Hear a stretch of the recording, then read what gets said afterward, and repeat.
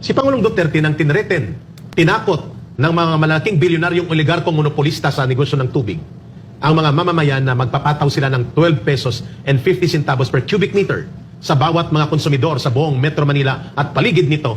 Wala pang 2 araw sinabi ni Pangulong Duterte, itigil nyo yan at kapag itinuloy nyo yan, may kalalagyan kayo.